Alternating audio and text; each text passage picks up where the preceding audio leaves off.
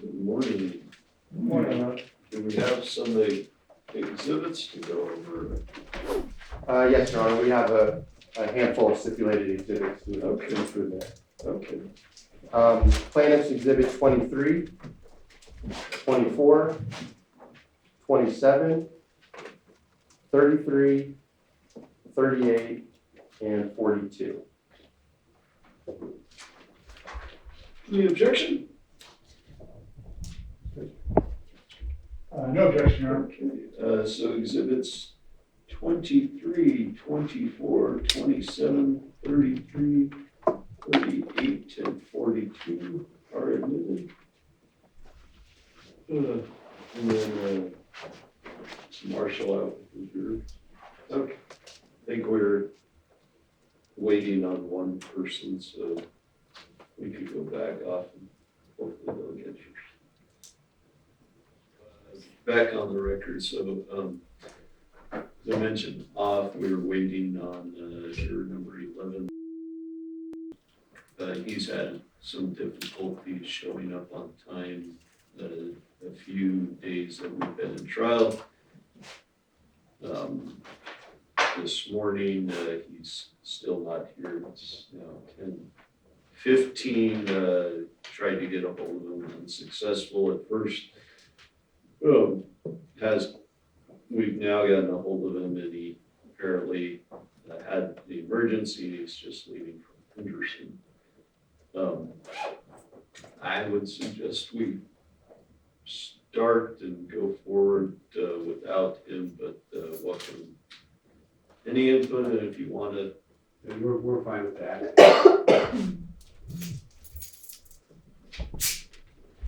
This is juror number 11. Lucas Turner, yeah.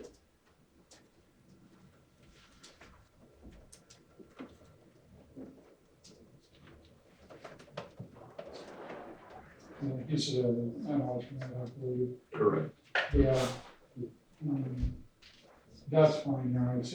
If it sounds like he's not gonna be here in the next 15 minutes, then yeah, that's fine. Yeah, so, let the marshal know, and we'll excuse Mr. Turner. Go back up. Thank you as always for your service and for your patience. We very much appreciate both. Oh, please be seated. The plaintiff's ready to continue. You already are. Okay. The plaintiff called Dr. Hutson is in next. Okay.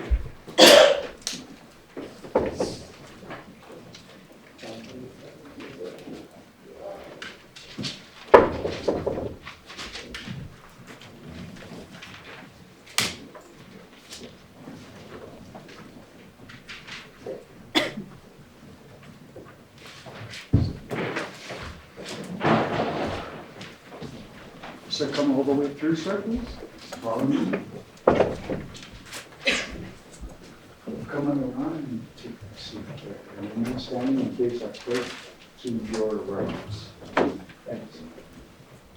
You do solemnly swear the testimony you're about to give in this action shall be the truth, the whole truth, and nothing but the truth, so help you God? I do. Please be seated. State and spell your first and last name for the record. My name is William, Willian, Hutson, Hutson. Good morning, Dr. Hutson. How are you? Good morning, Mr. Parker. I'm trying to turn this microphone on. So, there we go. Give me a little flexibility to walk around the courtroom. Good morning, everyone. Good morning. Dr. Hutson, let's start out by introducing yourself to the jury. I want to go over your resume for a little while, and then we'll get into the court opinions today, okay? I'm William Hutson. Good start, good start. Listen, right to the point. So, Dr. Hutson, let's give a little more about your educational background. How about that? Where did you go to school? I went to West Virginia University. And what did you study? Chemistry in undergrad, and then medical school, of course. All right, so we have our first chemist on the stand. And Dr. Hutson, you said you went to medical school and did your undergrad at West Virginia University, correct? Yes. All right. After getting your medical degree from West Virginia University, what did you do next? I did a internship and residency in internal medicine for 3 years, And where'd you do that? West Virginia University, And how long did that take? 3 years. And after that, what did you do next? I did a 3-year fellowship in gastrointestinal and liver diseases at University of Pittsburgh Medical Center. So you're a gastroenterologist? I am. How does that translate, or is there some connection between being a gastroenterologist and a hepatologist? Most everybody in a GI fellowship gets a significant amount of their training in liver. Now, I got more than the average amount because I was at the University of Pittsburgh, which has a huge liver program, liver transplant program. So I actually practice as a transplant hepatologist. That's my true practice now. Okay, and let's explain to the jury what a transplant hepatologist does. Okay, well, a hepatologist is a person who specializes in liver diseases. So that can be things like alcoholic liver disease, hepatitis C, hepatitis B, all those. I went a step further and studied into liver transplantation, which is kind of like the next step after significant liver disease.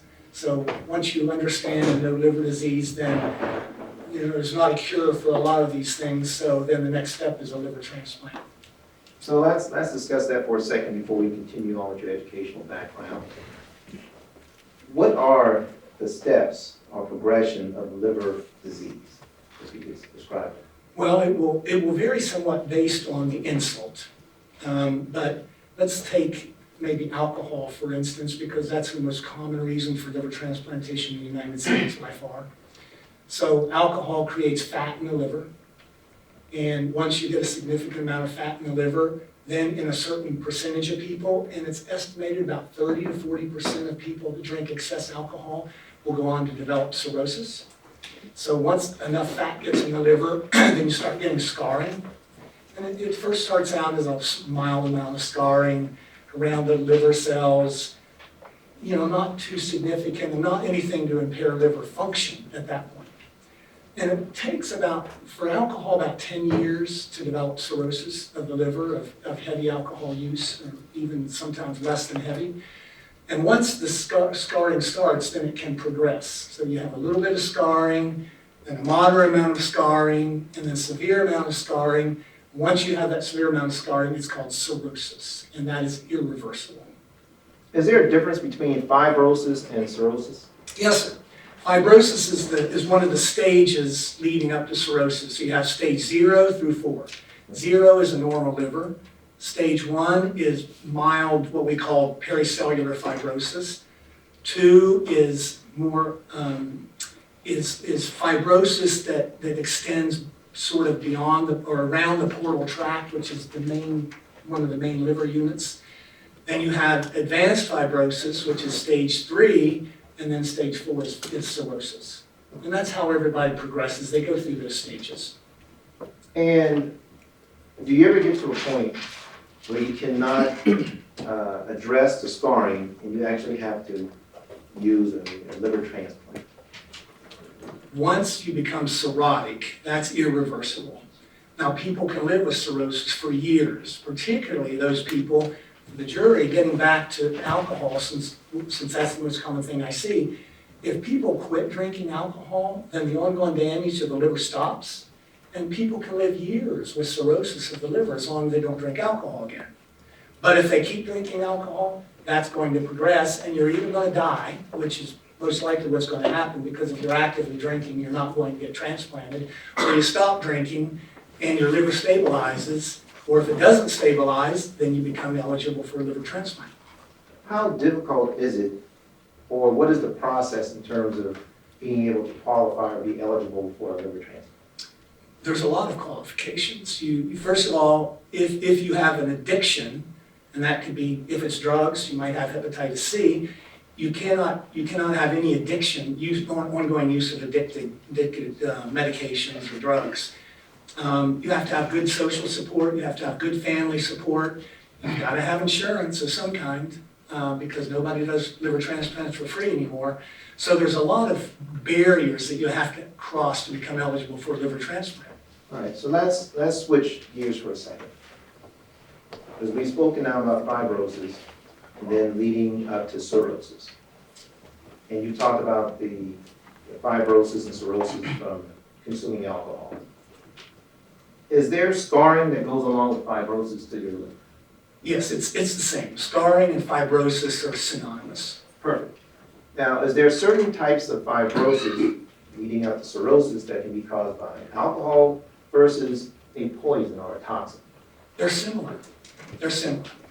Is there a difference in terms of how permanent the scars are from a drug-induced or poison or toxin at insult or injury to the liver versus what alcohol does to the liver? No, they're the same. And when you have the scarring, is there any way of getting rid of the scarring when you have a drug-induced or a poison-caused scar to your liver? If the scarring is low grade, getting back to the stages that I told you guys about a minute ago, stage 1 and stage 2, potentially reversible if you take away the insult. So you take away the drug, you take away the toxin, you take away the medication, because there's medications that cause it, or you take away the alcohol. Stage 1 and 2 can reverse. Once you get to stage 3, it's not reversible, and for sure, stage 4 is not reversible. Yes, sir. And when you get to stage 3 and stage 4, at that point, can you anticipate that that level of scarring will cause a problem in terms of liver function? Yes, sir. Now, on stage 3, it's variable, because that's what we call as advanced fibrosis, short of cirrhosis. Patients with stage 3 fibrosis may have no symptoms. Liver tests may be slightly abnormal, patient may be fully functional. But I've also had patients with stage 3 that are truly not cirrhotic yet, but they are showing signs of what we call portal hypertension, which is high pressures in the liver. So stage 3, variable. Stage 4, you're going to show signs of illness with stage 4 cirrhosis. Yes, sir. Now, it's my understanding that you're board certified, is that correct? Yes, sir. What are you board certified in? Internal medicine, number 1. Number 2 is gastroenterology. Number 3 is transplant hepatology.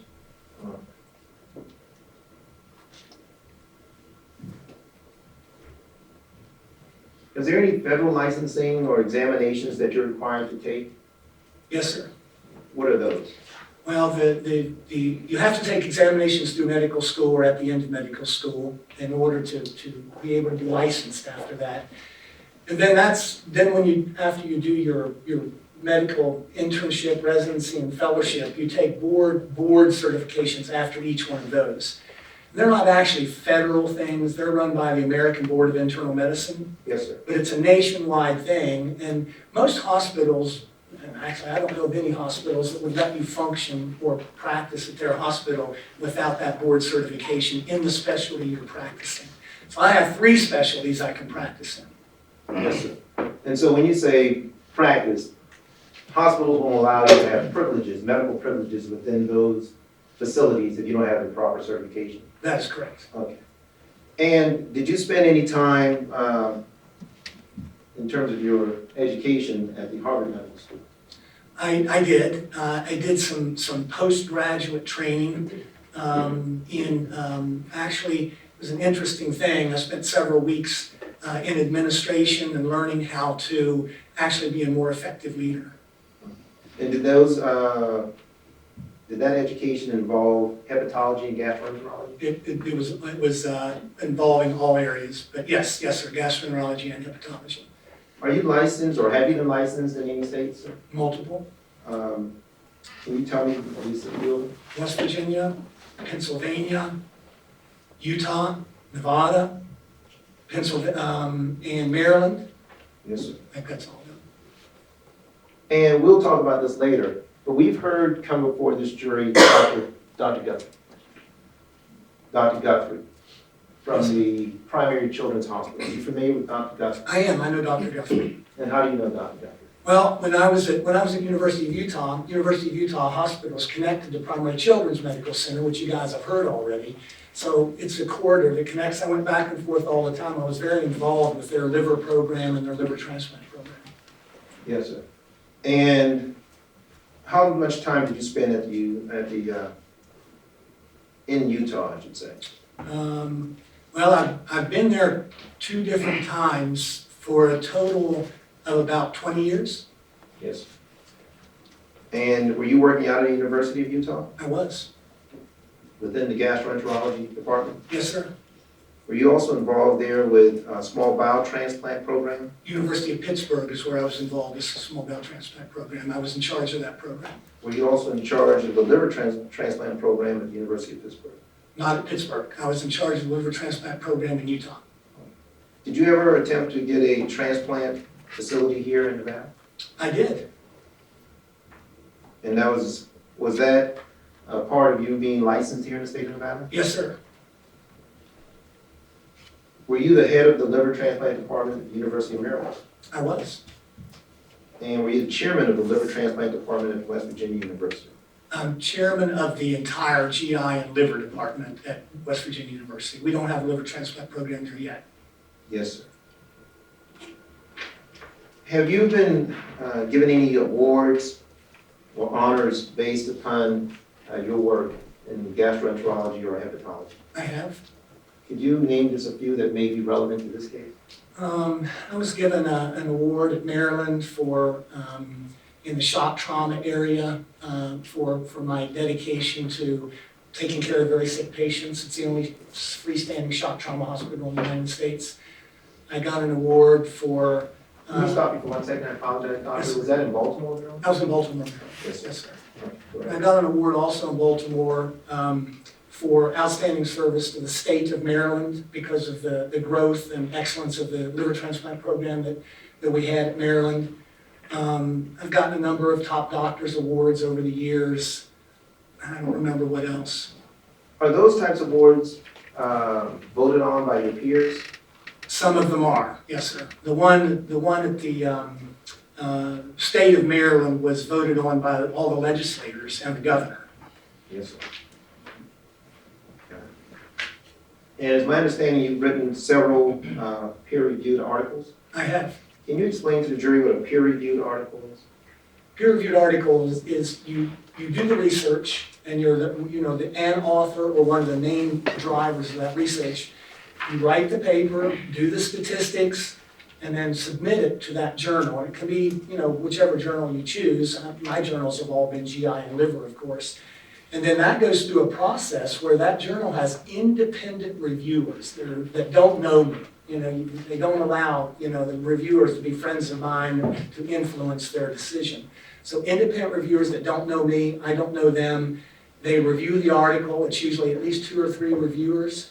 And then they make their comments, decide whether the paper is worthwhile publishing. If it's worthwhile publishing, they send me back a nice letter and say, congratulations, Dr. Hutson, it's always a good sign when you do that. But sometimes you don't always get that. Sometimes you get rejected and have to redo the paper. Yes, sir. And off the top of your head, can you estimate how many times you've had peer-reviewed articles published? 60 some. Yes, sir. And it's my understanding you've also received many grants related to your work. I have. Any particular ones that kind of sticks out in your mind as being relevant to this case? No, none of them were actually relevant to this case. The grants I got were in a number of different areas. I guess the closest thing would be hepatitis C. I got a number of grants on studying hepatitis C in patients who had it when we had a lot of hepatitis C in the United States, which we don't anymore because of the great drugs we have. So I guess that's related to hepatitis C. Yes, sir. It's also my understanding you've written several chapters in books related to your field of practice. I have. And then explain to the jury what an abstract is. An abstract is a short, you do research, you do the work, and then you might send an abstract off to a national organization for presentation live. So for instance, this past spring we had a place called the AGA, the American Gastroenterology Association, which is the big national association. So rather than submitting a whole paper, you submit a paragraph about that big. It summarizes your research, and then it's reviewed by reviewers, and they decide whether it's worthwhile research, and then you get to present that at the meeting, Yes. orally or in a poster form. All right. And so the abstract can be submitted or provided orally or some form of written document. Yes, sir. And how are abstracts and proceedings, are they different, are they the same? Proceedings more often refer to the sort of the whole process of the papers being accepted, presented, and, you know, being live. The abstract is a specific thing that you sent in. Yes, sir. From my review of your resume, you've done approximately 73 abstracts and proceedings as of about a year or so ago. Sounds about right. And, Doctor, have you, as a part of your practice, do you typically see or have a clinical practice where you see patients, like patients that are part of this case? I do. That's the primary thing I do, Mr. Parker, is clinical care. And how many years have you done this? 35? And you're a hepatologist, but you're not a pediatric hepatologist, That's correct? correct. And are there differences between pediatric hepatologists and adult hepatologists? There are, you know, pediatric hepatologists tend to see a little bit of a different array of patients than we do. For instance, as a pediatric hepatologist, you're not going to see really hepatitis C to any degree. You might see hepatitis B. You're not going to see alcohol, right? I mean, pediatric hepatologists don't see alcohol-related liver disease. So what we see is a little bit different. But the end result, Mr. Parker, when somebody has liver failure or advanced liver disease, a kid's liver is the same as an adult liver. So for purposes of this case, we have adults ranging from the 30s all the way to 71. Yes, sir. And then we have children from a few months old to 5 or 7 or 12. Yes, sir. For purposes of this case, considering that population of plaintiffs, would your treatment opinions, your treatment and the opinions related to, be similar? Yes, sir. They'd be the same. All right. And is that because the manner in which you treat acute liver failure, drug-induced liver failure, would be the same for an adult as a child? Yes, sir. It's the same. Okay. So, it's my understanding, Dr. Hutson, that you've reviewed a lot of documents in this case. I sure do.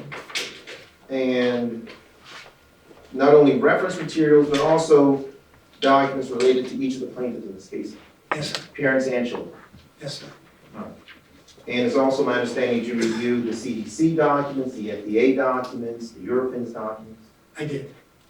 So we'll go through some of those in detail. But I also want to make sure that the jury was aware of your review of the medical records. Did you review the medical records on all the plaintiffs in this case? I did. Okay. And did you review their fact sheets? I did. Did you review their billing records? I did. Did you review depositions? Yes, sir. Based upon, strike that. Did you also review articles related to hydrazine? I did. We're going to get to this in a little more detail, but tell the jury about testing for toxins that could harm a person. For example, do you do in vivo testing on people, or do you relegate that testing to animals? How is that done? Well, in general, when you're testing for toxins or chemicals or bad things, particularly when things are being developed, we use an animal model much of the time. So that, because you can't give a toxin to an adult, to a human rather, not an adult, but a human. So we had to come up with some kind of way to test for certain things in the environment that may or may not be toxic to humans. So we've used all kinds of animal models, rats, mice, monkeys, dogs. Particularly back in my small bowel transplant days, we did small bowel transplants on dogs to figure out how things worked before we started doing them in humans. So we use an animal model a lot of the times to try to gain information before we proceed ahead with any kind of experiments or even knowledge about things in humans, because you're never going to give a toxin to a human. That's absolutely insane. Nobody would do that. That would be unethical. Totally unethical. All right. Animals and their livers, are they that similar to human livers that you can get some type of benefit from doing animal testing? They are similar enough. Again, there's plenty of differences, but blood flow is similar. Portal flow, which is the blood that comes from the guts and intestines that goes to the liver, that's called portal flow. All those things are similar, Mr. Parker, so that's why we can use animals as a study zone. Yes, sir.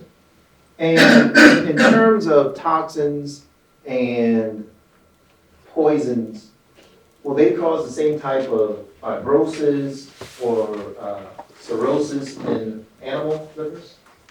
Similar. Again, the amounts that it takes to cause fibrosis or damage in an animal might be less or more than what you see in a human. It's going to be variable. But again, you're talking about a spectrum, and you're going to be along the same spectrum. Yes, sir. And so there is a benefit, obviously, then, to doing testing, animal testing, to determine what will be safe for you. It's a huge benefit. Yes, sir. And is it fair to say, Dr. Hutson, that when you look at the results of that animal testing, you can determine how it may affect a human's liver? Okay.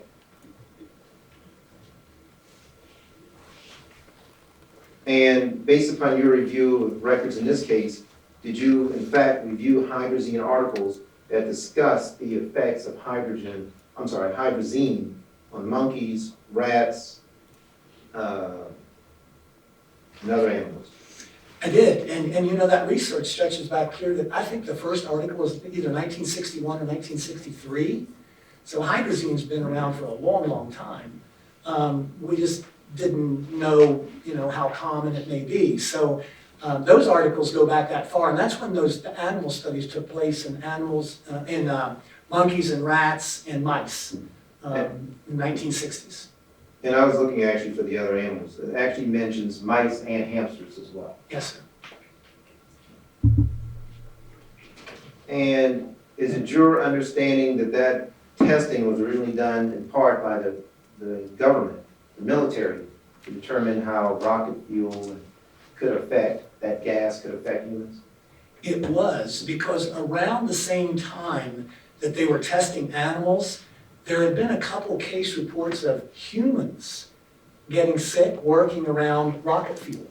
And I think the first case was a liver injury way back in the 1960s.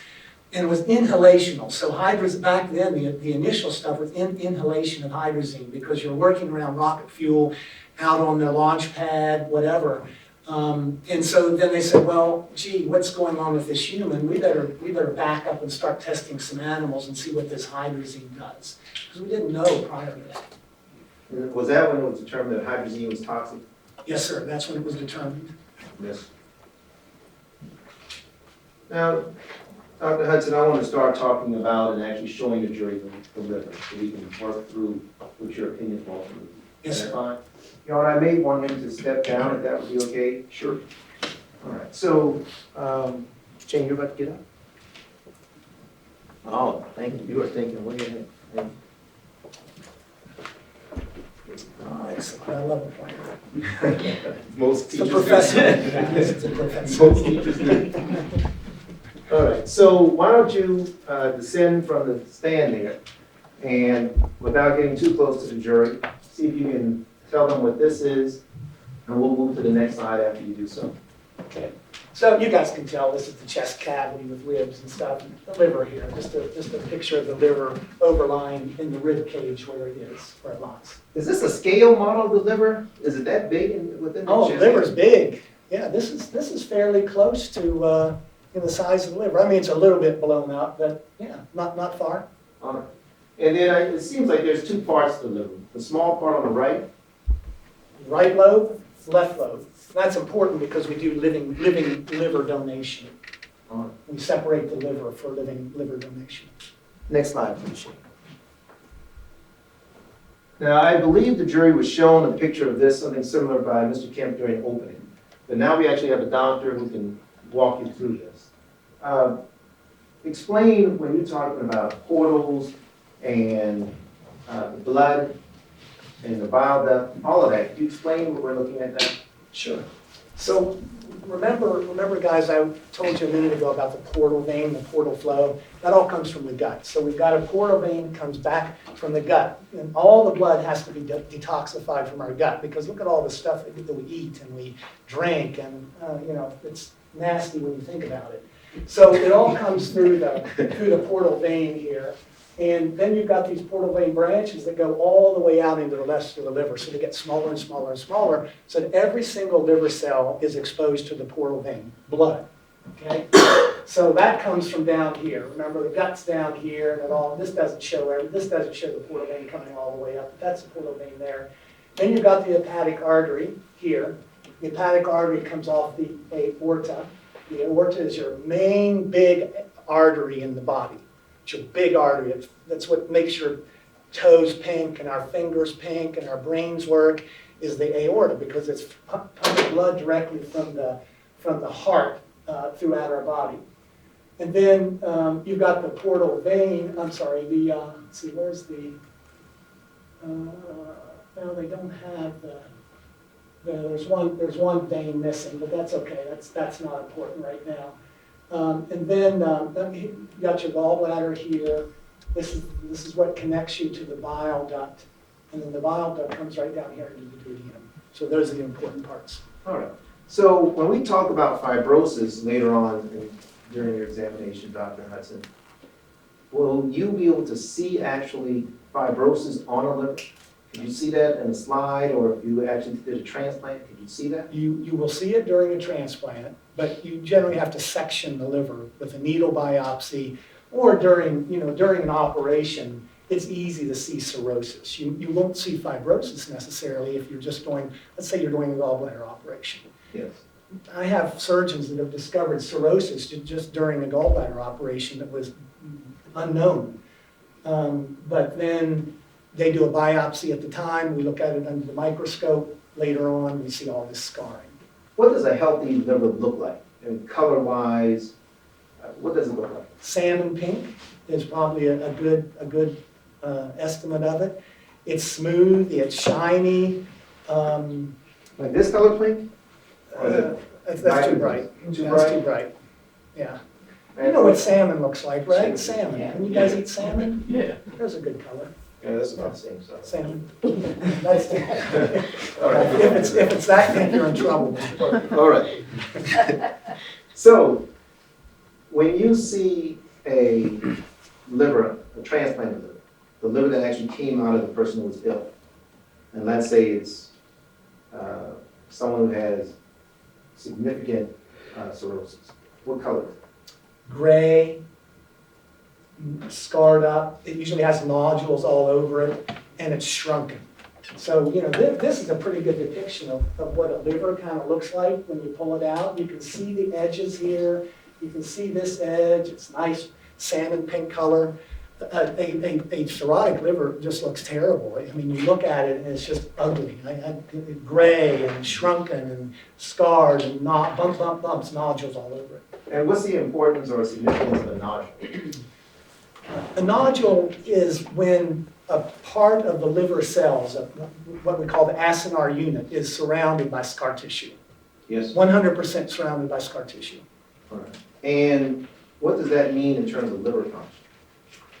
Early on, you may have no change in liver function, but as that cirrhosis or scarring progresses, then you can start having problems with clotting of your blood, making adequate protein and albumin for the body, hormone. Our liver has 400 different functions, 400 to 500 different functions.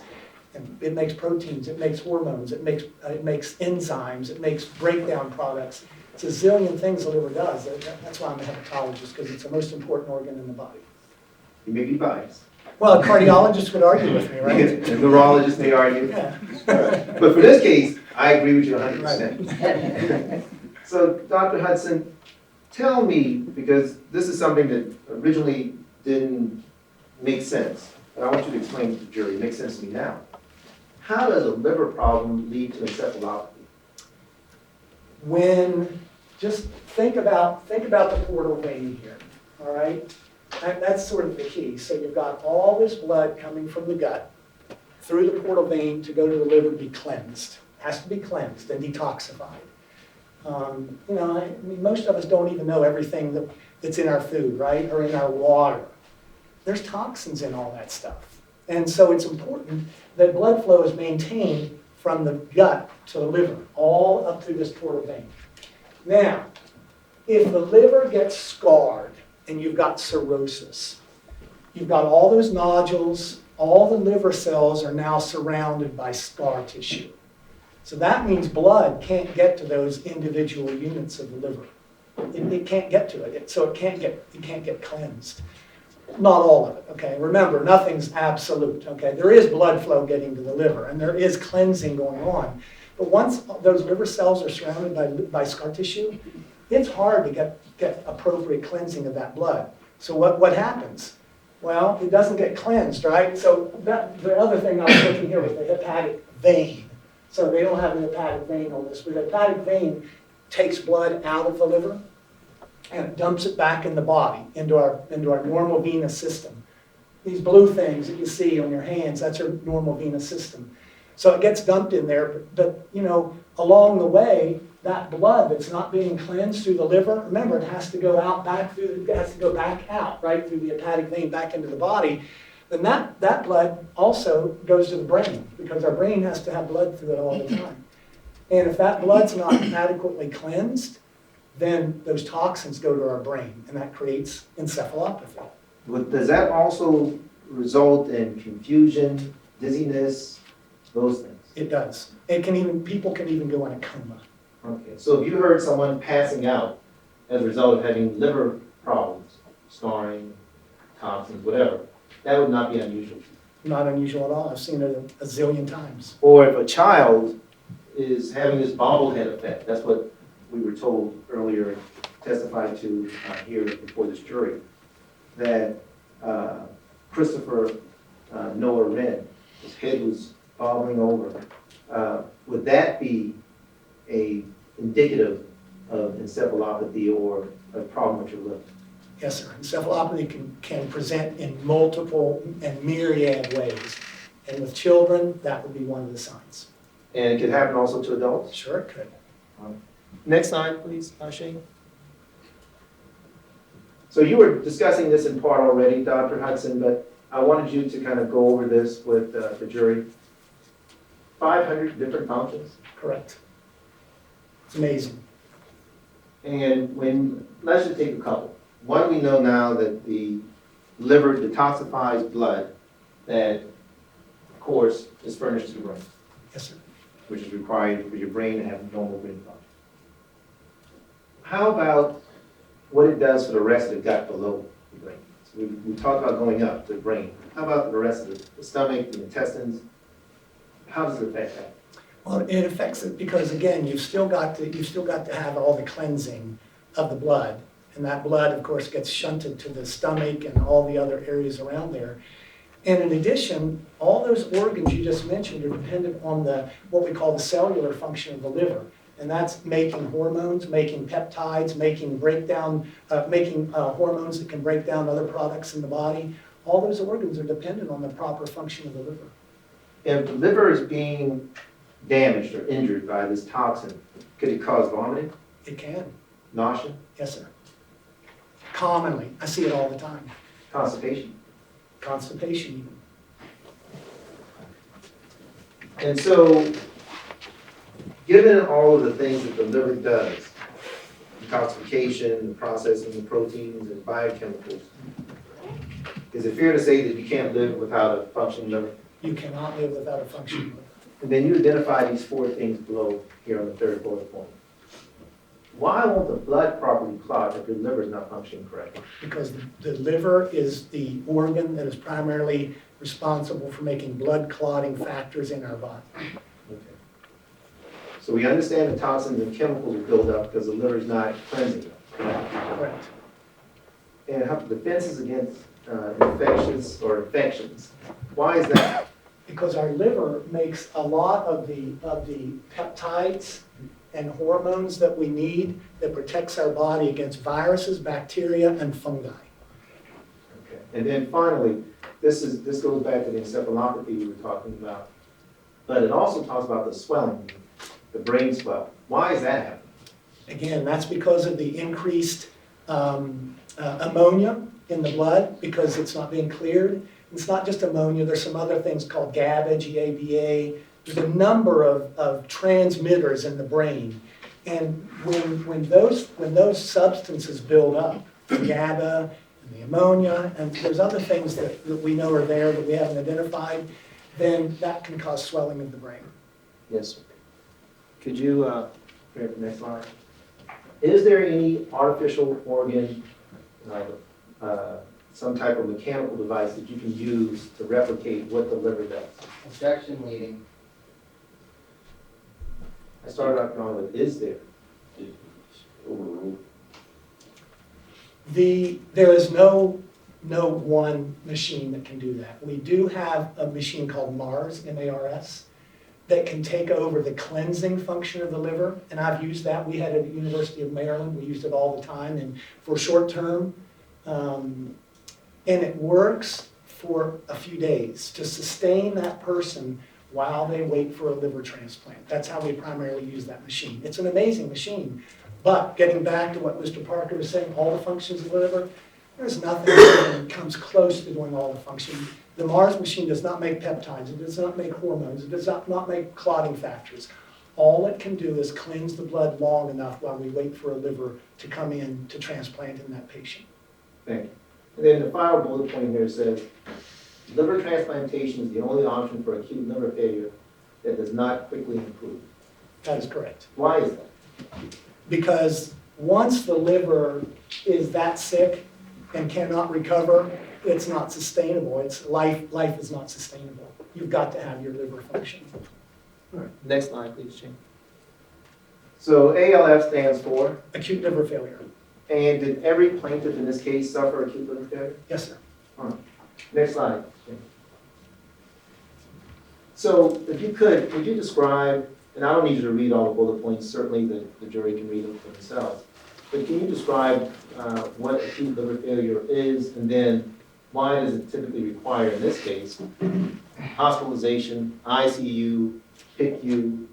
Why is that the natural sequence? And without sort of repeating this, acute liver failure is when the liver has sustained an insult that wrecks the liver. And I think that's probably the best explanation of it. This gives you a little bit more, definition, but any insult that impairs the liver function so it can't function normally. So, things, I was telling you guys a little while ago about all the functions of the liver. I forgot to mention that the liver makes a bunch of the things that maintains our blood pressure too. Okay? So, and it also, the liver, guess what else the liver does? The liver has something called gluconeogenesis. That's making glucose. So what happens is when the liver crashes and burns, then your glucose can drop to almost nothing. And we had one of our plaintiffs whose glucose went to 20. What's the average? Well, it shouldn't be less than 60. 1/3 of it should be. Right. And you can go into a coma from that or die.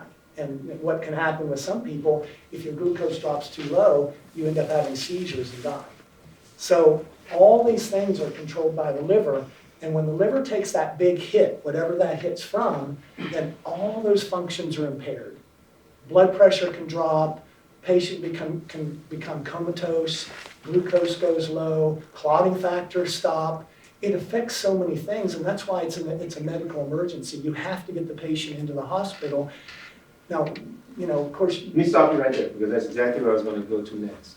We know that 5 of the plaintiffs here, the 5 children, were all sent flight for life from Las Vegas to Salt Lake City. Yes, sir. Primary Children's Hospital. Is that medically necessary when you see a person suffering from acute liver failure? Yes, sir. And when you saw that, was that in line with what you experienced treating acute liver failure? It is.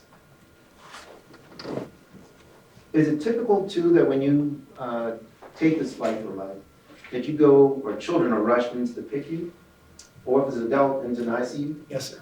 Very typical. So I brought that up only because your last bullet point says, Acute liver failure means that the liver stops working, it's rapidly failing. Does that mean there could be systemic organ failure as a part of your liver failure? Very often, particularly in adults, we'll see systemic processes go on. But in children, it happens the same. Yes, sir. Next slide, please, Shane. This slide talks about, at the bottom, of course, the 15% of patients with acute liver failure die. In terms of other organs, is that a high percentage of death because of a failed organ? Yes, sir. Is that attributable to the amount of functions that the liver is responsible for?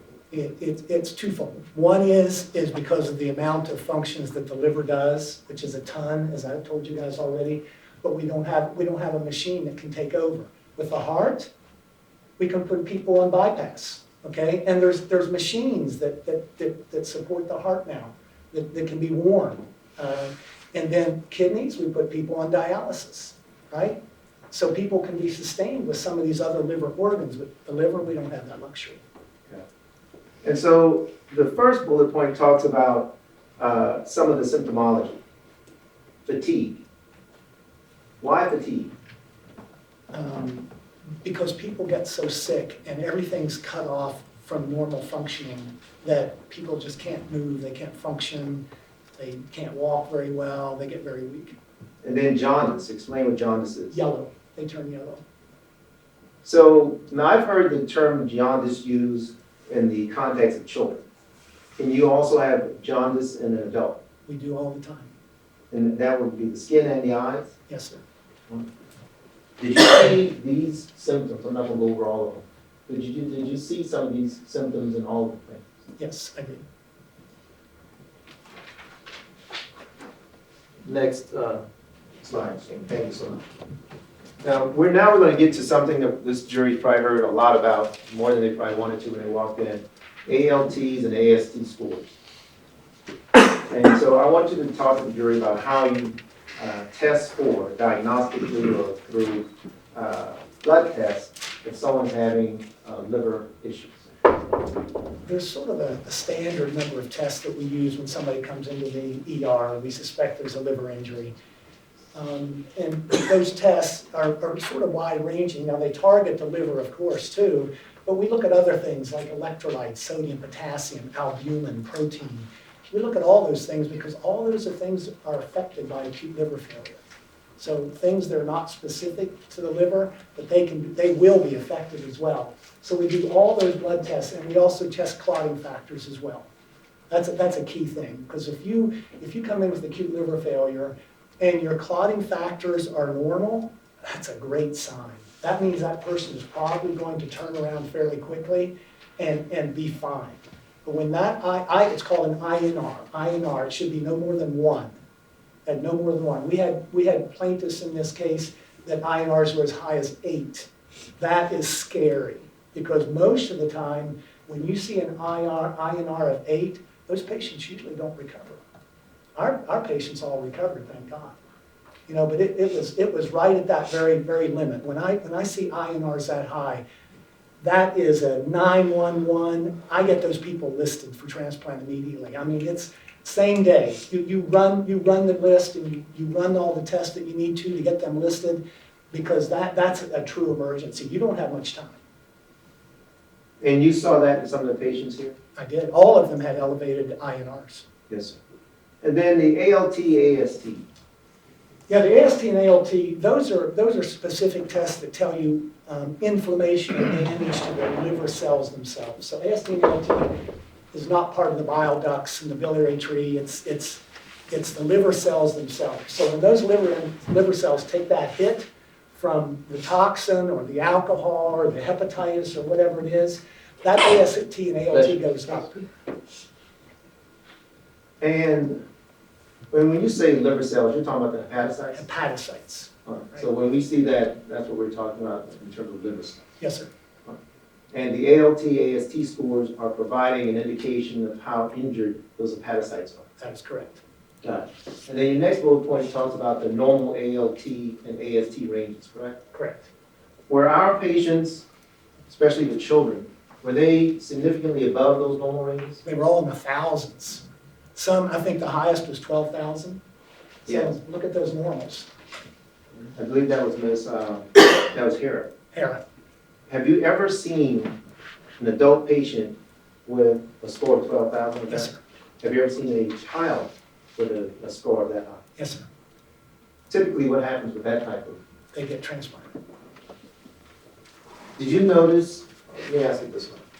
From your review of the medical records, were all of these children potential candidates for liver transplant? Yes, sir, they were. They satisfied all the criteria. Yes. Now, I'd like to have you take the stand, Dr. Hutson. Can I mean, you can can I step keep back it down. going? Well, you have to ask me about the point. At least for now. I don't think the judge trusts me. It's not my fault. All right, so, Dr. Hutson, let's talk about hydrogen for a second, okay? You reviewed the FDA, Food and Drug Administration of the United States government documents, correct? Yes, sir.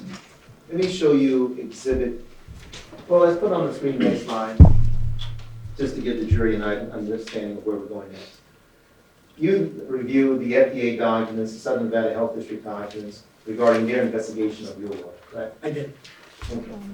And that investigation started after the 5 children were sent to primary children's hospital.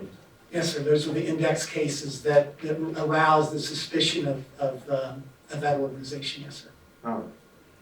Based upon your review of the FDA documents, did the FDA discover hydrazine in the real water E2 concentrate? Yes, sir. Let me show you exhibit 6. Shane, you put exhibit 6 on, please. Your Honor, this has been pre-arranged. Sure.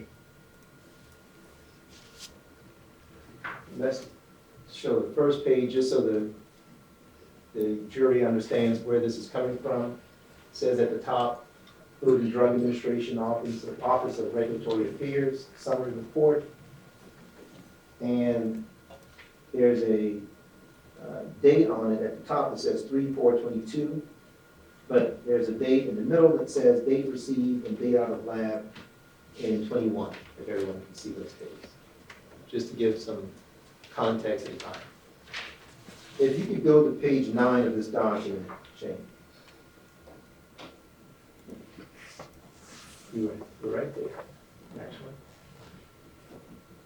All right.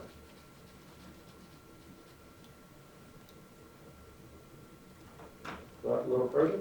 So this shows the date. You can tell this is from the lab, ladies and gentlemen. Did you go up some more? Right there. And highlight where it says 1.33.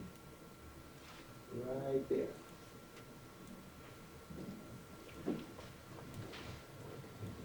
So do you recall reviewing this document, Dr. Hutson? Yes, sir, I did.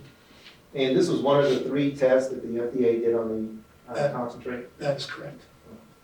Did you review the other document that identified the other 2 test results? I did. Could you bring up exhibit 5, please?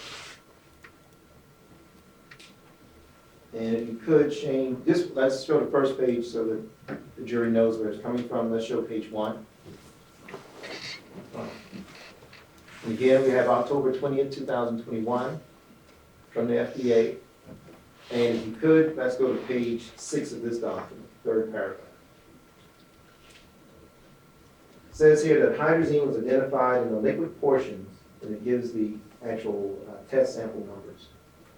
And it further says the concentration of hydrazine was determined to be 1.44. Do you see that? And 1.75 milligrams per milliliter. Yes, See that? When you reviewed those 2 documents, Exhibit 5 and Exhibit 6, did that identify a toxin in terms of what could have caused these plaintiffs' liver injuries? Yes, sir, it did. Is hydrazine a liver toxin? It is a liver toxin.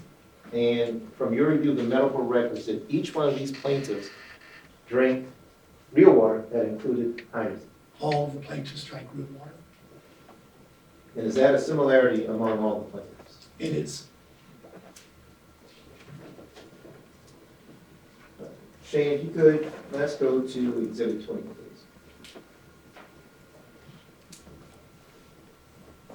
Did you review this document from the CDC? Yes, sir, I did. And did you use this document in furtherance of your evaluation of the plaintiff's interest? Yes, sir. And in furtherance of making a determination as to the cause of their injuries? Yes, sir. If you could go to page 20 of this document. Is hydrazine identified in this document as a known liver toxin by the CDC? Yes, it is. And going back to what you said earlier, hydrazine was known to be a known liver toxin since the 60s. Yes, sir. You could go to exhibit 7, Shane. Did you review the Eurofins report? I did. And Your Honor, each of these exhibits have been pretty good. Yes. I just want to make sure. Thank you very much. And so this document indicates that real water out of the retail bottles, the bottles like this, were tested. Yes, sir. And do you recall that there were 7 bottles tested? There were 7 tested. If you could, Shane, go to page 7.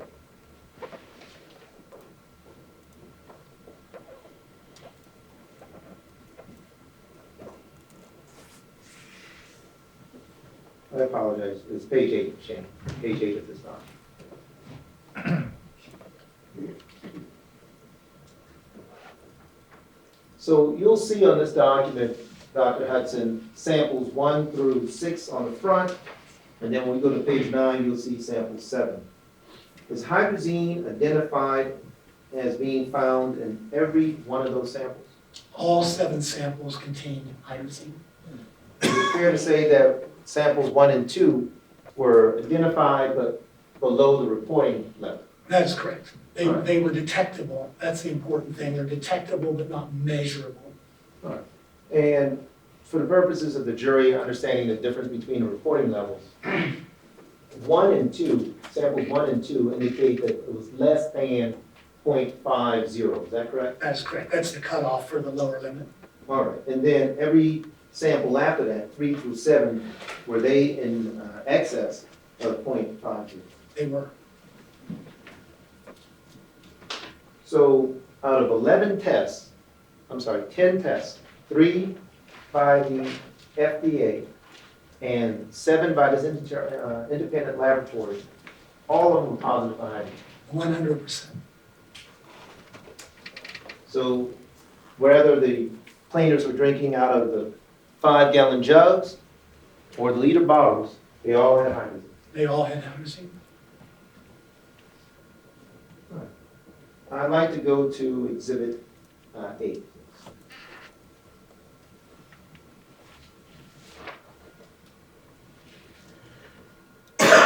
Did you review this document, this article by Dr. Burton, I'm sorry? Yes, sir, I did. And is this from the Loma Linda hospital and their findings? It is. It's from the GI division of Loma Linda. Would that be the gastroenterology or Yes. gastro? Gastroenterology and liver division. Yes, sir. All right. Dr. Hutson, it appears from this document, I want you to explain it to the jury, and I'm gonna need you to come down in a second when we go to the slides, that there were 4 unpublished cases of real water-induced liver injury resulting in acute liver failure. And just so the jury can see this, Shane, go down towards the bottom of this page, right there. It says right about there. Herein we report, highlight that portion for me, Shane, all the way down there. Perfect. Herein we report the clinical presentation of 4 unpublished cases of real water-induced liver injury resulting in acute liver failure. All patients were seen by providers at Loma Linda University Medical Center in Loma Linda, California, or the Las Vegas campus, Nevada. See that? I do. All right. Tell me what happened with these 4 patients and what was the result of this article? These patients all presented with an acute liver injury, and The interesting thing about these 4 is all of them underwent liver biopsies. We don't normally do liver biopsies in everybody. It's sort of picked and chosen as to this degree of illness or perhaps suspicion, not knowing what's going on. And certainly at Loma Linda, they didn't know what happened to these 4, and they all occurred in a fairly close period of time. So they all got liver biopsies. And before you do a biopsy, it has to be medically indicated or necessary. That's correct. It's an invasive procedure. It's an invasive procedure, and there's a risk you can bleed from the biopsy. So we don't take doing a liver biopsy lightly, but at the same time, they're relatively safe. I've got thousands by now, and had very few complications over 30-some years. Okay. And how is it done? Typically, we do it what we call percutaneous, and percutaneous means through the skin, and we use imaging and ultrasound, and then we go through between the rib, usually the 9th and 10th what we call intercostal space between the 9th and 10th ribs with a small needle, numb it up with lidocaine and go in, and then pull it out. And usually for me, the needle I use, it's usually just 1 stick. Sometimes other people do 2 or 3 sticks to get more tissue. And do you have to use some kind of anesthesia? Local anesthesia called lidocaine. If any of you have ever had a cut on your arm, the physician had to suture you back up. They use lidocaine for that. Does it hurt? It doesn't feel good. Would it hurt a child? Yeah. Children are pretty sensitive to that, and typically for children, we put them to sleep. They get anesthesia, general anesthesia. You really can't biopsy a young child. They're going to move, and if they move, you can puncture the liver in a bad way and have a bad bleed. So children have to be put to sleep. Dr. Hutson, did we have 2 plaintiffs here, 2 children who were actually biopsied in this case? We do. That would be Hera and Severin? Correct. So continuing on, thank you. Shane, could you come back down a second? John, is that okay? Sure. So we've heard about biopsies, you just described the biopsy. Is this pretty much how it happens? This is really a good depiction, guys. I mean, it doesn't show going through the intercostal space here, but it's pretty similar, and that's pretty much a specimen that I get. I use a fairly large needle, and it looks very similar to that. So you protrude the body with a very large needle, and you pull this material out of the liver. That's right. Okay. And from that, I guess, circular or oblong flesh or organ material, you can determine the condition of the liver. You can. And what can you tell from just that part of the liver, that small slice of the liver? Well, it's a representation, right? There is sampling error. You can sometimes underestimate the illness or the degree of severity of illness or overestimate it. But the liver biopsy has been shown over decades and decades to be quite representative of the rest of the liver. Because I have some patients that come in and say, well, what part of my liver is damaged, or what part of my liver has cirrhosis? The liver doesn't only have partly cirrhosis, okay? The liver, if you have cirrhosis, it's the entire liver. If you have damage to the liver, it's the entire liver. The liver doesn't just pick a place that's damaged. So that's why you can biopsy somebody like this and get a good look at what the representation of the entire liver is. So from that part of that liver, from that biopsy material, you can determine fibrosis, cirrhosis, Hepatitis, cirrhotic nodules, inflammation, all of that. all that, bile duct damage, all that from the liver biopsy. Okay. And that was done in this case, correct? Yes, sir. Was it also done in the Loma Linda article that we're speaking about now? All 4 of those patients at Loma Linda had a liver biopsy like this. So let's go up to the top of this page again for me. And the first paragraph, first 5 lines. Up. Perfect. Right there, a summary. Right there. It says a summary of the demographic and clinical features of the 4 patients, 3 men and 1 woman, shown in table 1. All patients were hospitalized because of ALF, all range from 36 to 51. See that? Correct. So we're gonna look at the slides of the biopsies for those 4 patients. Is that what's presented in this article? Yes, sir. All right. Could you go to the next page, please, Shane? Now, I don't know if the jury can, oh, thank you. I don't know if the jury can still see it or not. There we go. That should help. So this is patients 1 through 4, their medical history, and then their AST, ALT scores are there, data presentation, duration of real water consumption. There's a person here, patient number 1, only had 2 weeks of exposure, it appears.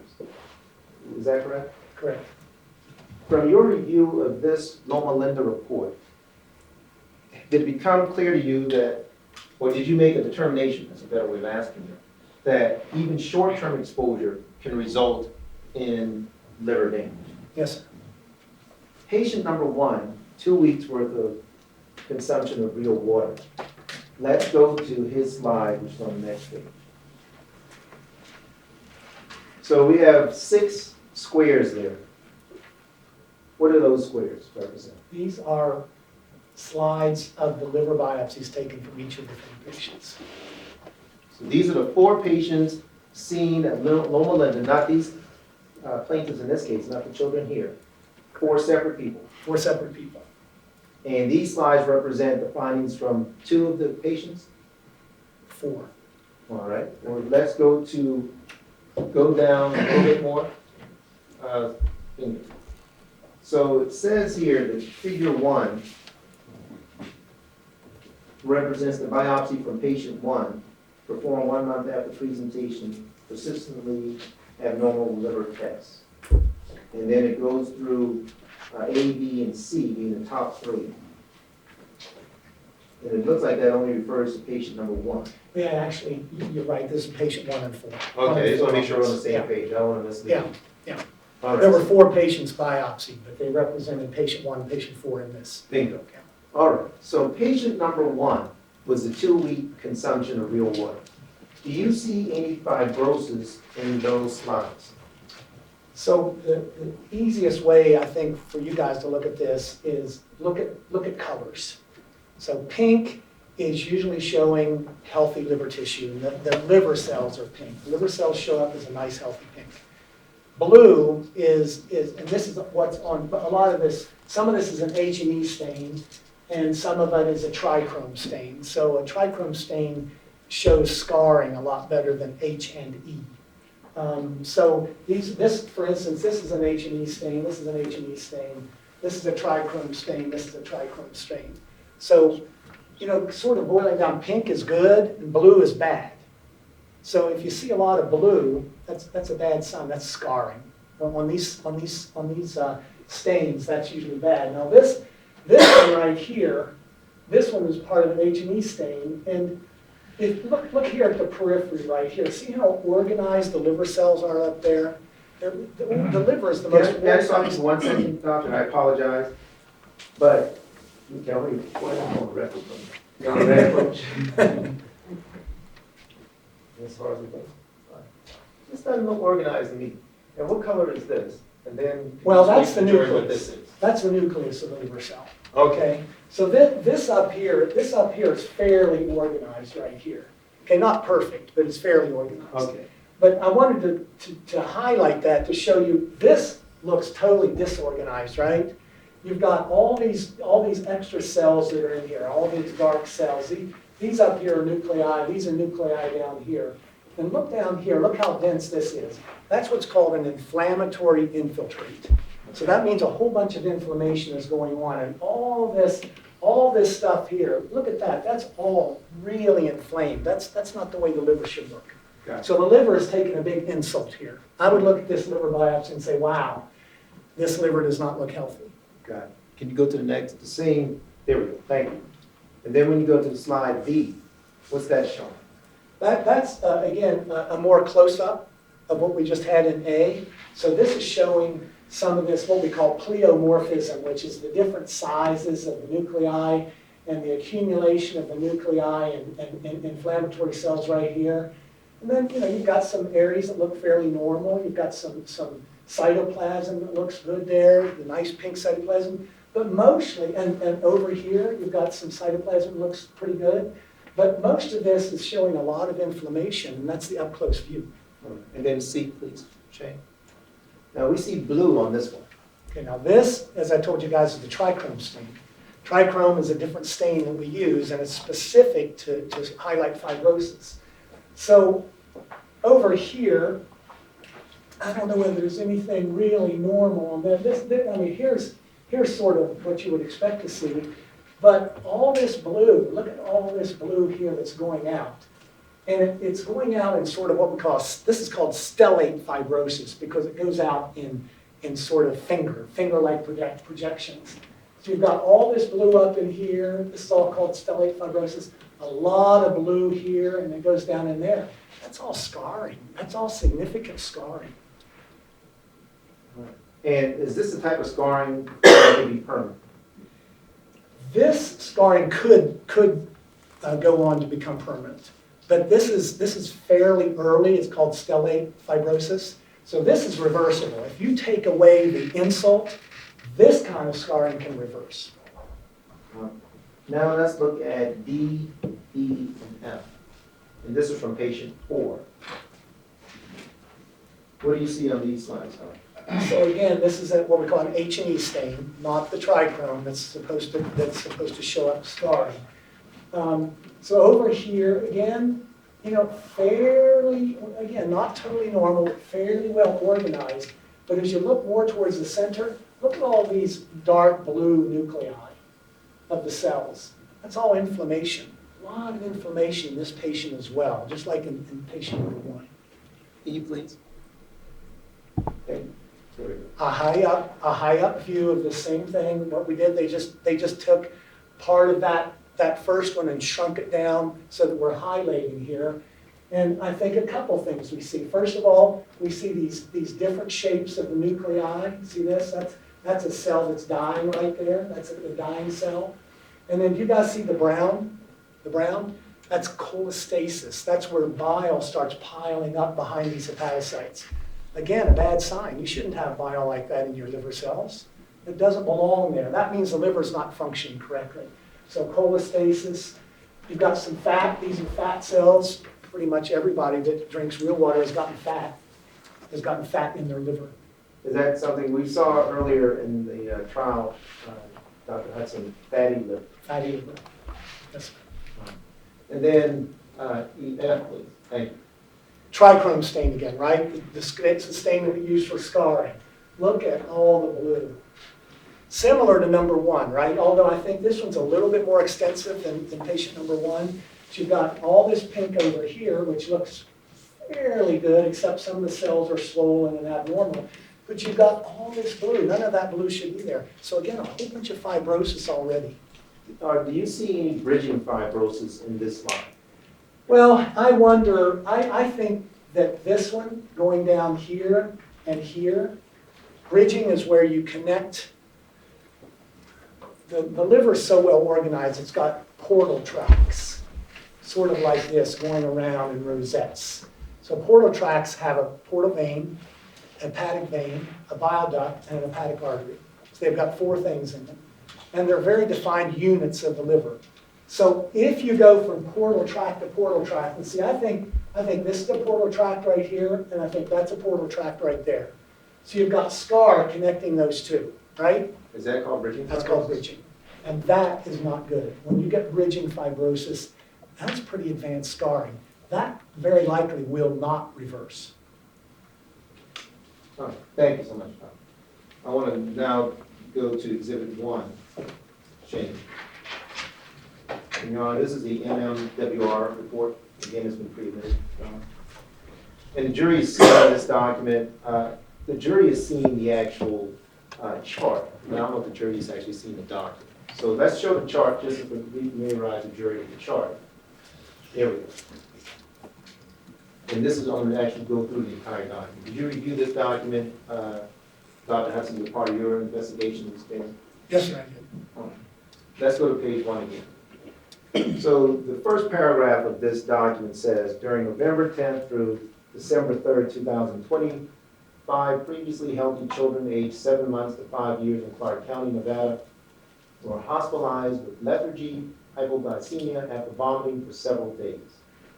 Are those the same 5 plaintiffs, children in this case? They're the same. And this investigation began because of them. That is correct. I want to go down a little further. Stop right there for me, Shane, please. Thank you. It says clinical findings satisfy criteria for acute liver failure, which you described to the jury. And the children were transferred to a tertiary care children's hospital for potential liver transplantation. Did every one of those children, just to remind the jury, because the actual parents have testified, most of the parents have testified, were candidates for liver transplantation? Yes, sir, they all were. And then it says, no etiology was identified despite extensive medical evaluation. What does that mean? That means basically at the transplant center, which is Primary Children's Medical Center, every pretty much known test looking for reasons for liver failure was done. So when we see a patient that's sick, we look for toxins, we look for medicines, over-the-counter medicines, we look for viruses, we look for fungi, we look for bacteria. All those things can cause liver failure. So we really pull out all the stops and test for all those things. So, doctor, just to give the jury an understanding of what DILI, drug-induced liver injury, can be, can you consume or take too much Tylenol and cause a problem to you? Yes, sir. In fact, as far as drug-induced liver injury in the United States and Western Europe, acetaminophen's number 1. So just so the jury has an understanding of what drugs could actually cause a problem to the liver. Correct. If we could go, we're going to go down to just the bottom of this paragraph. But I want to have an understanding, and I want you to explain this to the jury. When you evaluated this case, did you do your own differential diagnosis to determine if there was any other possible cause to these plaintiffs' injuries? I did. Did you do that as a part of your reviewing their medical records? Yes, sir. Did you find any other toxin that was consumed by any of these plaintiffs in similarity? Every toxin that could be tested for was tested for. Every virus, Every virus. be it the Primary Children's Hospital, Yes, sir. the hospitals like Summerlin here in Las Vegas? Yes, sir, because usually the investigation started at the hospital in here in Vegas. And from your review of those records and your own evaluation, was hydrazine the only common toxin that caused their acute liver failure? Yes, sir, it was. The bottom part of this paragraph, starting with the word further, says further investigation to reveal that all patients and symptomatic household members consumed real alkalized water, brand bottled water before illness onset. No other shared exposures were reported. Is that also what you found out? That is also what I found.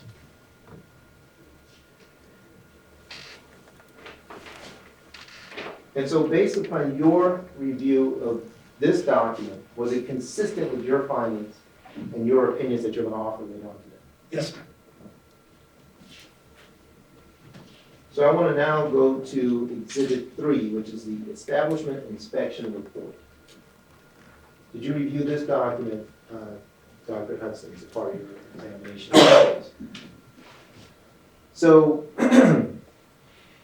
the Establishment Inspection Report was prepared and provided by the United States FDA, Food and Drug Administration. You're aware of that? I am. Okay. And if you could, Shane, could you go to page 19 of this document? First paragraph. So just wanted the dates first so that the jury can see the dates. March 16, 2021 was the start date. April 7, 2021 the end date. It says here, first paragraph, as of 3/15/21, CORE reported there were 5 cases of acute liver failure with unknown etiology in pediatric patients from Nevada. Onset dates from November 8, 2020 to November 29, 2020, with ages from 7 months to 5 years. So that's a repeat of the information we saw in the MMWR. This evidence of illness, vomiting, and nausea we discussed earlier. In other older family members dating back to August of 2020. And you're aware of the fact that certain of our parents here had similar issues. They did.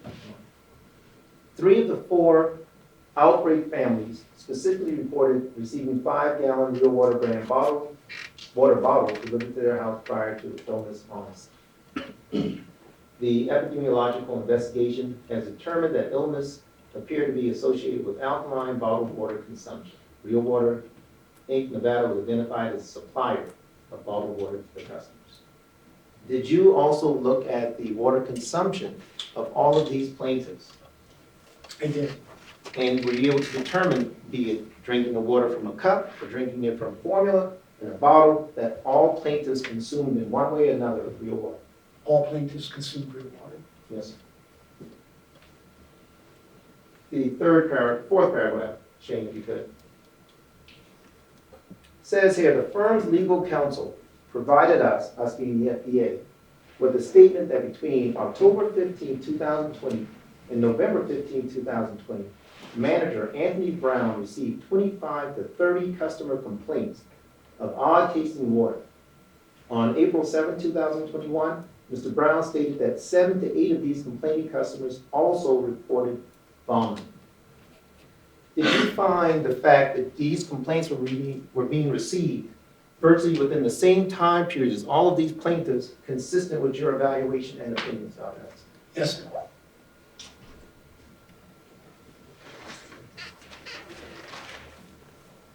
It continues to say, the legal counsel also provided an email copy dated November 11, 2020 from a customer reporting that their family became sick after consuming the firm's water, and copies of emails between firm employees dated November 28, 2020, documenting 2 messages from customers complaining that the water makes them sick. In your experience, can a toxin act that quickly? Yes, sir, it can.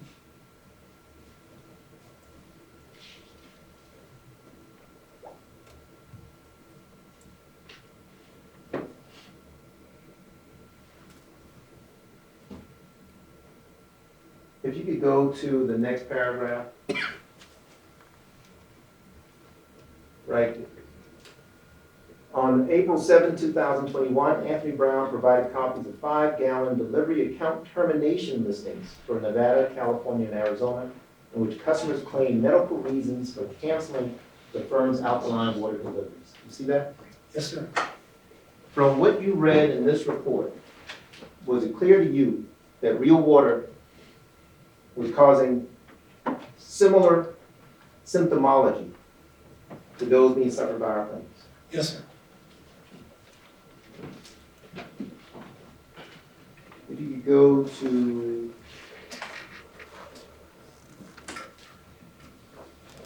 Exhibit 2. So, Can we approach? Sure.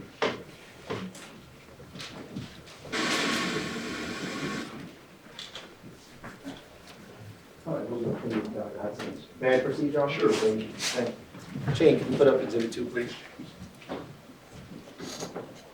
So we mentioned the word CORE earlier, ladies and gentlemen. I just wanted you to see what it stands for. Coordinated Outbreak Response and Evaluation. And I also wanted the jury to understand the date of it, September 3rd, 2021. All right. So this document, did you review it, Dr. Hutson, as a part of your investigation of this case? Yes, sir, I did. If you could go to page 2, Shane, the bottom of the first. By the way, at the top of this, it says abstract. Is this similar to the abstracts that you discussed that you actually prepared? Correct. All right. And at the bottom of this first paragraph, it says, a total, is this page 2? Go up a little bit. Up, up. That's right there, last sentence of that.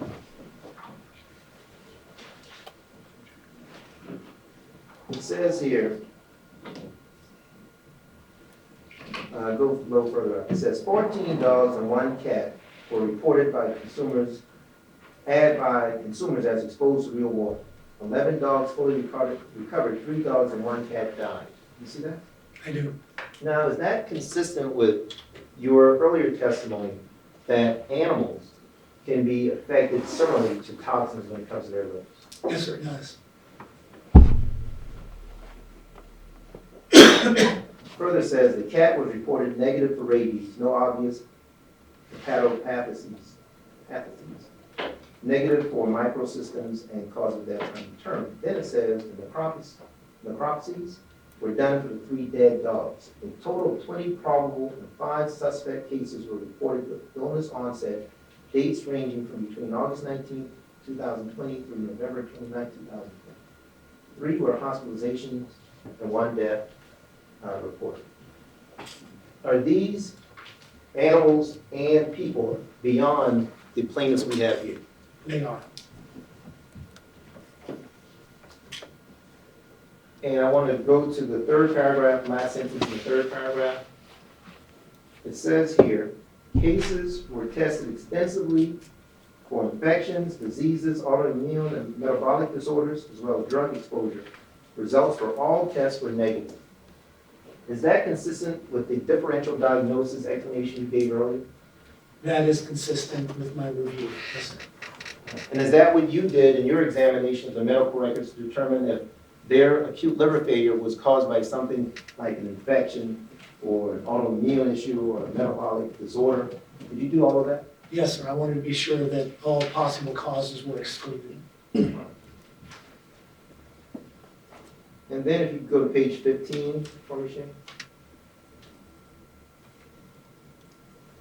First paragraph, the last sentence. Says the real water alkaline water concentrate and a cat necropsy results were inconclusive in identifying the adulterant that caused the acute liver failure outbreak. As of 9/3/21, a total of 20 probable and 5 suspect cases reported. See that? I do. Now, this was before the final hydrazine test were received, is that correct? That is correct. But at this point, you knew, at least the core group knew of 20 probable. That is right. If you go to page 22, Shane.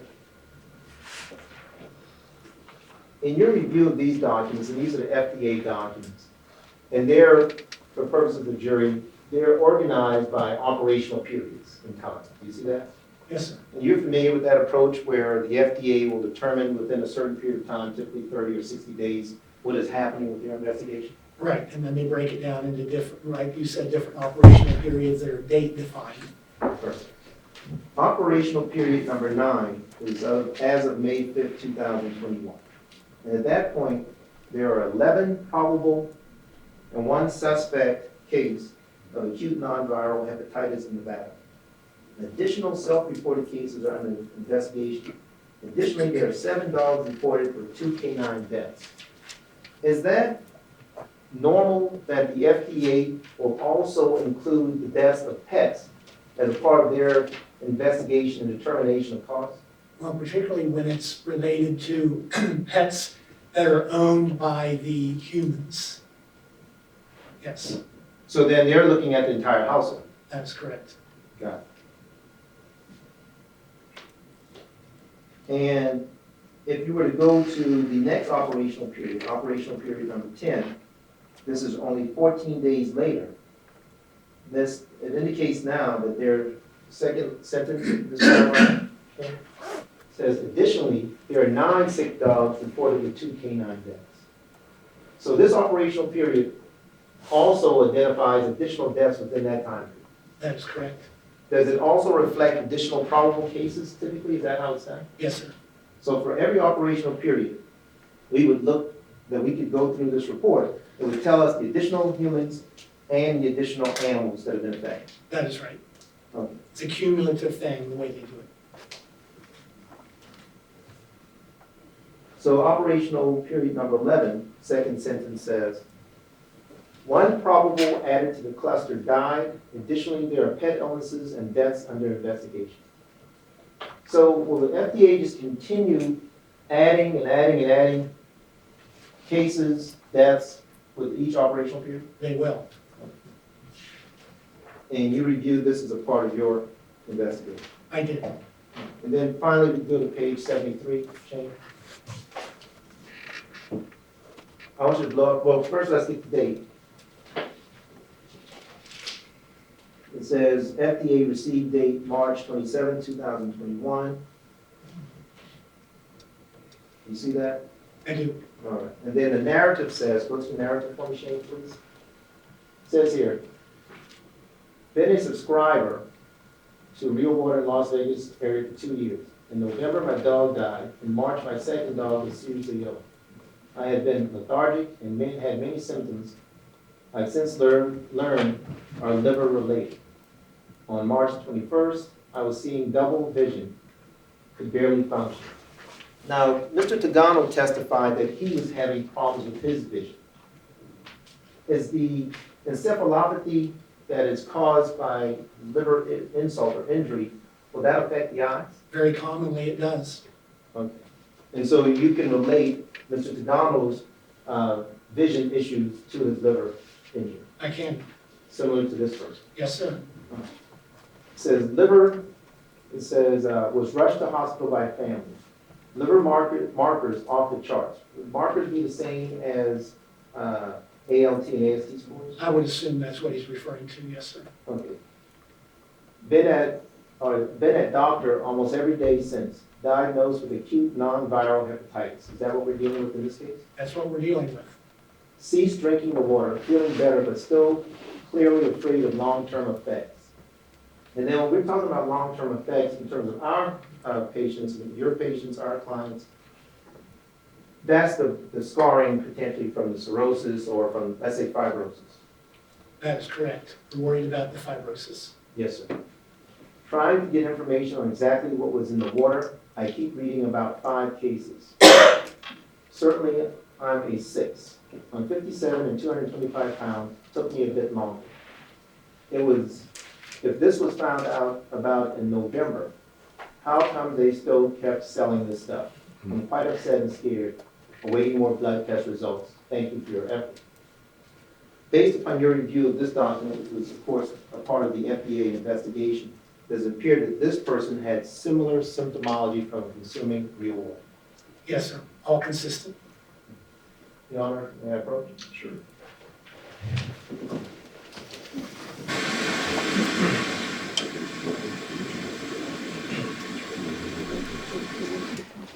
So ladies and gentlemen, we're going to go ahead and take our lunch break, come back at 1:15. During this recess, you're advised not to talk or converse amongst yourselves or with anyone else on any subject connected with this trial. Do not read, watch, or listen to any report of the commentary on the trial or any piece connected with this trial by any medium of information, including without limitation to social media, text messaging, television, internet, and radio. Do not visit the scene of the events mentioned during the trial. Do not undertake any investigation. Do not do any posting communications on a social networking site.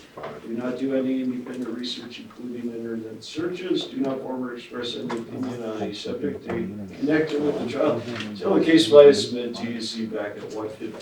Please rise for the jury. Your one quick issue, obviously, plaintiff attorneys and defense attorneys have been through a number of these trials, this is the third one. In prior trials, this issue has not come up, and unfortunately, it just came up today. As the court is well aware, one of the motions eliminated was it's off limits to talk about the fact that real water is no longer in business. Mr. Parker now has gone through a number of complaints that come after real water closed its business. I don't think he intentionally meant to violate this court's motion to eliminate, but I think he has, and I think we have a problem. Now he's put in the juror's mind that in what I think the last one was June of 2021, that real water should have done something. Well, real water was out of business and couldn't do anything, and they declared bankruptcy in August. And, obviously, in other cases, we have attempted to redact these reports so things that are off limits don't come into evidence. Frankly, this issue has never come up before, but now we do have this issue and there needs to be some type of curative action. I don't know if Dr. Hutson knows when Real Water went out of business, or better yet, when the recall happened. Because typically what we've been doing in these cases is we've been using the recall sort of as the last act in terms of, there was a recall and we don't talk about what happens after the recall. And then that way the jury doesn't start to speculate about what happened to Real Water after the recall, did they go out of business, et cetera, et cetera. So I raised this issue. I don't have an eloquent solution for it yet, but I really think that it should be off limits as to whatever happens after the recall, because now we open Pandora's box, and unfortunately, Mr. Parker has done that, so I don't know. So let me back up a little to make sure, so a little more specifically in terms of, what was it, the testimony, the exhibit, what exactly is the concern in terms of what portion of that is? So we were looking at the court reports, Exhibit 2, and we were looking at a complaint by an unidentified person in late March of 2021. I believe the recall So was. was it that last one? It was the very last one, and I don't know if he intends to go further. I obviously understand the court's ruling that, some of these other complaints go to other issues in this case. But the problem is, once we open that door, there's no ability of Real Water to respond. We can't say, oh, well, they're out of business, so they couldn't respond to that complaint. So It's a problem. okay, so hold on one, because I'm kind of, I haven't done 2 trials like you all, okay? You'll have a chance here in a second, but I want to make sure that you have your response. So Real Water, quote unquote, out of business when? Approximately March of 2021. I don't have the exact date. I would probably do some digging, but I think it's around March 17th. But I may be wrong. That's me shooting from the hip. Yeah, it's after that, because what happened is the FDA filed a complaint, they entered into a consent decree, I don't have it in front of me, but I think it was July. June. June, because you had said, I thought before you had said Mr. Odou, I thought you mentioned June. So that sounds like. Yeah, we've been using the recall as sort of the, let's not go past that and open. a So can when of was the worms. recall? I thought the recall was in March. March 21st, I believe. Okay, There we go. okay. So, I don't think we have completely belabored the point. I don't know where Mr. Parker intends to go from here. When was the date of that last? I think the problem here is he's conflating the date of consumption with the date of the complaint. Just because a complaint came later doesn't mean they didn't consume it earlier. In fact, most of the complaints reflect earlier consumption. Yeah, in fact, so does she have his magic thing where he Do you want to back up? Yeah. We need to back up, Jacob. That was like, I'm sure the consumption was earlier. I don't know if the jury knows that. let's see, so, March 21st. That's the date. It's page 73, Shane. There it yeah, is. scroll up a little bit, I guess, maybe. Okay, so date problem occurred, March 21. Go up a little more. A little more. Okay, so the complaint received 3/7/21. Date occurred 3. What was the date that occurred again? 3/20? 21 plus November before that, dog died, March 2nd, dog ill, 3/21, person double, hospital, stopped drinking, reads about 5 other cases. So, so is the concern, so it seems like, yeah, I mean, the date of the recall may be the same as the date the problem occurred, the report less than a week after. So I guess my question to Mr. Odou now, I can see where you're saying, you know, I'm concerned when you're going to get into something post that, but has this really gotten into post your concern of the recall date? Your Honor, I appreciate that Mr. Parker is trying to walk up to the line. I feels to me like he's going over that line, and this is dangerous territory for the plaintiffs to traverse. And, you know, again, I don't know what additional questions are going to be asked, but it makes it pretty much impossible for us to cross-examine Dr. Hutson without knowing the answer, because then we go over the line. So this is a problem. Is there, do I have an order that I signed that No, Your Honor. includes This is something? the date, this is the date, the FDA was the one that issued the recall. This is the date, to this day, Real Water didn't do a recall. Well, That's not true. Well, hold on. So one of my questions is, and maybe I should have asked this from the beginning, but all, you know, when we're talking about, because there was some mention of, again, I haven't done 2 prior trials like you. There's some mention about court's order or motion in limine